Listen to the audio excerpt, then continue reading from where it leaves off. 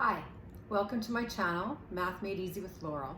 I'm Laurel, and today we're going to talk about laws of exponents. It's part 2, and we're going to look at negative exponents.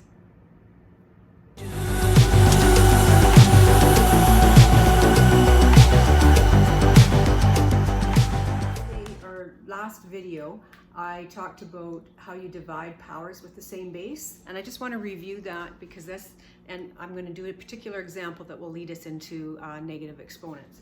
So we saw that in this rule there were two parts depending on whether m was the larger exponent or n. So what I had mentioned last video was that if m is the larger exponent, we evaluate this or simplify it by subtracting those. And if n is larger, I said what we could do is 1 over a to the n minus m. The reason that we use this when n is larger is to avoid negative exponents, because typically when you simplify, you don't want negative exponents. However, I do want to talk about negative exponents today because you will see them, and I want to show you how you work with them. So I'm going to first of all show you this example. If I had t to the power of 3 over t to the power of 5, normally to simplify that I would use this part of the rule, but if I were to use this part, this would simplify to t to the 3 minus 5. 3 minus 5 is negative 2. If I did it the way I mentioned in last video, this would be 1 over t to the 5 minus 3, which is 2. And the reason I want to show you this is the result we get using the first part, this is the result we get using the second part of the rule, and both are correct, and these are equivalent. So hopefully that will help you see or understand what negative exponents actually mean. All right, let's get to the rule. I'm going to continue with the numbering that I started in the last video, 6 rules or laws, so this will be number 7. And the law states that a base to a negative exponent is equal to 1 over that base to the positive exponent. Now that base may be a whole number, it might be a fraction, and I'll maybe do an example of that to start with. So if I had, for example, x over y to the negative 1. We take the whole reciprocal, and rather than writing it as 1 over x over y, which it is, this gets into too complicated of a fraction. What that is equivalent to, or if I were to simplify that, it's 1 divided by x over y. And when you divide fractions, we can write this as 1 over 1 to keep it a fraction. When you divide fractions, you end up multiplying by the reciprocal, so that would be y over x. So 1 times y is y, 1 times x is x. So rather than writing this as 1 over x over y, I'm just going to take the reciprocal, which would be y over x.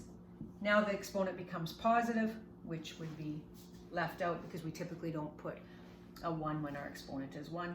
And I can now get rid of the brackets.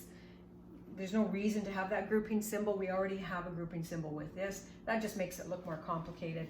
So let's just write it this way. So that's what that would simplify to. Take a look at a few more examples. Here we're going to be using our other rules of exponents in conjunction with negatives.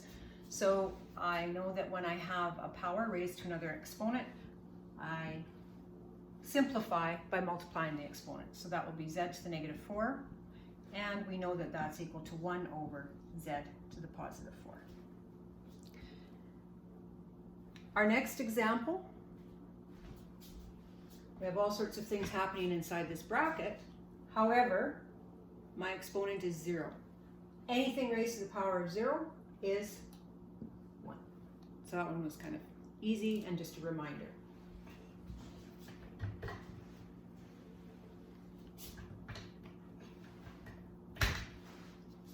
Sometimes you're going to have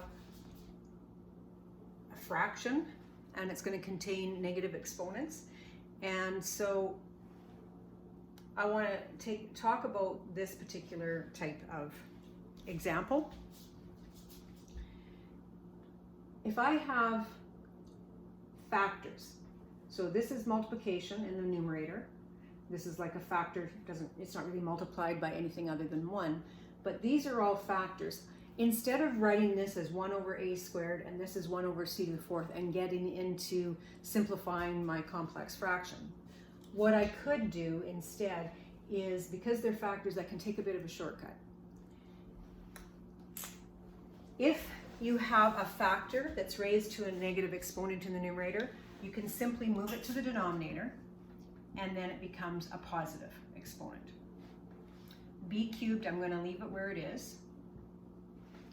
I have c to the negative 4, it's a factor in the denominator, therefore I can move it up to the numerator and then it becomes positive.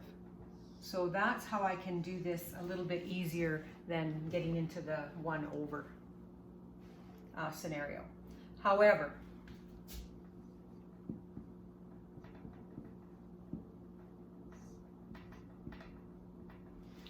if you are dealing with terms, and what makes these terms rather than factors is the fact that there is an addition operation between them. So addition or subtraction instead of multiplication makes them terms. We cannot use this rule, so you cannot move this here and this here. Well, that's not totally true because I could move this up times the whole thing, but I wouldn't approach it that way. So whenever you're dealing with terms, this shortcut doesn't work, so don't do it. Okay. Next example. We have stuff going on inside these brackets, and then I have an exponent outside the bracket. There are often a number of ways that you can simplify, and no one way is right and one way is wrong. As long as you're following your rules correctly, one method might be a little longer, might take you longer to get to the simplified result, but whatever you feel makes sense to you is fine. What I do might not be the way you would approach it, and that's not to say I'm right and you're wrong. It's just that we look at it a little bit differently. Typically what I do is I try to simplify within the brackets first, and then I look at what's going on outside the bracket. So what I'm going to do is I'm going to work inside here and simplify. Remember, this -1 exponent only applies to the p. I can't bring my 2 down. My 2 stays where it is. My 3 stays where it is because they don't have negative exponents, so they stay where they were. However, this is a factor, this is a factor, so this p to the -1, I can take that factor of p and bring it down to the denominator, and then my exponent becomes +1, which typically we don't write. This is a factor, this is a factor, therefore I can move q to the -2, I can move it to the numerator, and when I move it up to the numerator, it becomes a +2. I haven't touched that yet. So all I did is I simplify within. There's nothing more I can do to simplify it. Now I'm going to look at this.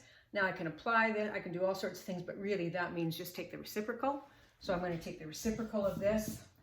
So it will be 3p over 2q squared, and it'll be to the power of a +1, which I don't need to write. So there's my simplified result with that one. That concludes part 2 of Laws of Exponents. I'm hoping that you're finding this useful and that you understand. My biggest suggestion now is to practice, find questions where you can practice these rules, and rewatch if you need to see examples again or get help from someone else. And when you're ready, let's go to part 3 where we'll talk about fractional exponents. See you then. Take care.